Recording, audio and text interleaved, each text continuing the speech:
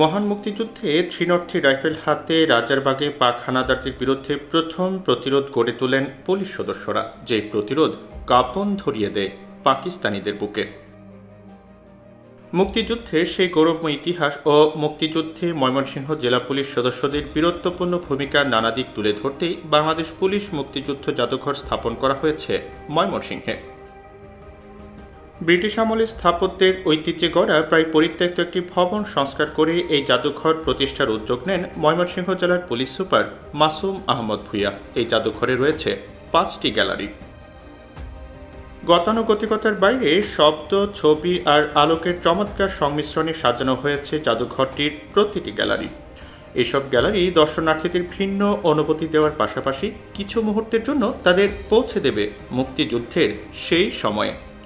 অনন্য এই স্থাপত্যশৈলীর মাধ্যমে মুক্তিযুদ্ধ আর বর্তমান সময়কে ধারণ করা হয়েছে। এখানে মুক্তিযুদ্ধে ব্যবহৃত অনেক অস্ত্রেরও দেখা মিলবে। আছে বিভিন্ন সময়ের পুলিশের ইউনিফর্ম, পুলিশ সদস্যদের আত্মজীবনী বা রণাঙ্গনের স্মৃতি, আলোকচিত্র সহ আরও অনেক কিছু। যার নেতৃত্বে এবং অক্লান্ত পরিশ্রমে বাংলাদেশ পুলিশ মুক্তিযুদ্ধ জাদুঘরটি প্রতিষ্ঠিত হয়েছে, তিনি জেলার পুলিশ সুপার মাসুম আহমদ ভূঁইয়া। সিএনআইকে তিনি জানান এই জাদুঘর গড়ে তোলার পেছনের কথা। ময়মনসিংহ জেলা একটি ইতিহাস ঐতিহ্যের পীঠস্থান, শিক্ষা সংস্কৃতির নগরী। তো এই ময়মনসিংহের যে ইতিহাস ঐতিহ্য নিয়ে এরকম কোনো সংরক্ষণশালা ময়মনসিংহে নেই। পাশাপাশি আরেকটি বেশি গুরুত্বপূর্ণ, আপনি জানেন যে আমাদের বাংলাদেশ পুলিশে মহান মুক্তিযুদ্ধে রয়েছে একটি গৌরবোজ্জ্বল ইতিহাস। 25 মার্চ কালোরাত্রে সর্বপ্রথম পাক হানাদার বাহিনীর বিরুদ্ধে পুলিশ সদস্যরাই কিন্তু 303 রাইফেল দিয়ে প্রথম প্রতিরোধ যুদ্ধ সূচনা করে। তো আমাদের ময়মনসিংহে জেলা পুলিশের পুলিশ সদস্যদের মহান মুক্তিযুদ্ধে গৌরবোজ্জ্বল ভূমিকা রয়েছে। এখানে আমাদের পুলিশ অস্ত্রাগার থেকে অস্ত্র নিয়ে খাগড়হর যে ইপিআর ক্যাম্পে আক্রমণ থেকে শুরু করে এখানে অনেক গৌরবোজ্জ্বল ইতিহাস রয়েছে আমাদের জেলা পুলিশের পুলিশ সদস্যদের। আমাদের এখানে 62 জন পুলিশ সদস্য জেলা পুলিশের তারা আত্মাহুতি দেয় মহান মুক্তিযুদ্ধে। এই যে ইতিহাসকে আমরা একটা ফ্রেমে ধারণ করার চেষ্টা থেকেই কিন্তু আমাদের এই বাংলাদেশ পুলিশ মুক্তিযুদ্ধ জাদুঘর ময়মনসিংহ প্রতিষ্ঠার গল্প।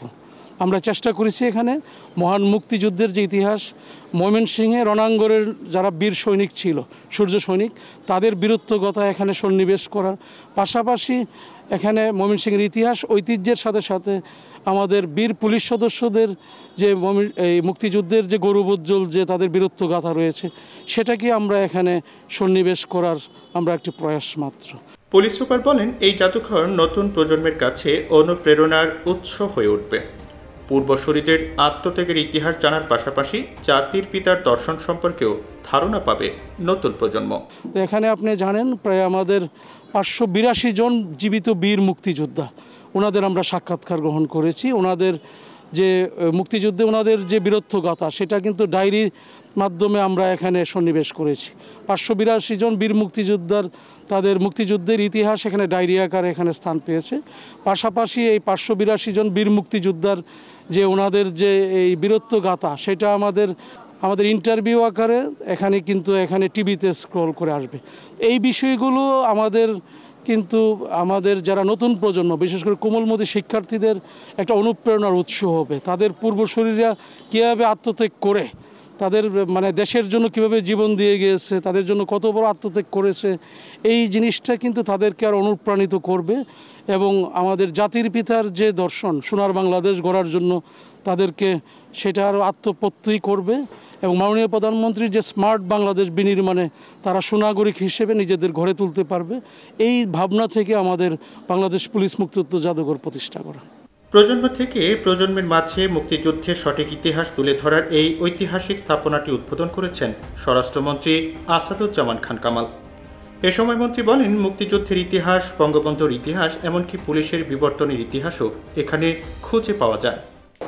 মুক্তিযুদ্ধের ইতিহাস এই ময়মনসিংহে যারা যারা শাহাদত বরণ করেছিলেন, শুধু পুলিশ নয়, অন্যান্য গুণী ব্যক্তিরা যারা যারা মুক্তিযুদ্ধে ঘুরে দাঁড়িয়েছিলেন তাদের ইতিহাসকে এই সুন্দর জাদুঘরটি তারা তৈরি করেছেন।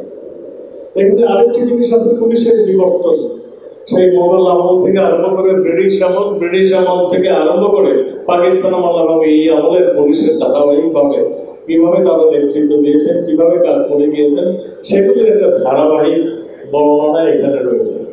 আমি তাদেরকে সেই জন্য ধন্যবাদ জানাচ্ছি। এখানে বঙ্গবন্ধুকে নিয়ে তারা অনেক কাজ করেছেন। বঙ্গবন্ধুর ছোটবেলা থেকে শুরু করে বঙ্গবন্ধু যখন জাতীয় নেতা, বিশ্ব নেতায় পরিণত হয়েছেন, সেই পর্যন্ত তার যত কীর্তি সবগুলো তারা এই জাদুঘরে তুলে ধরেছেন।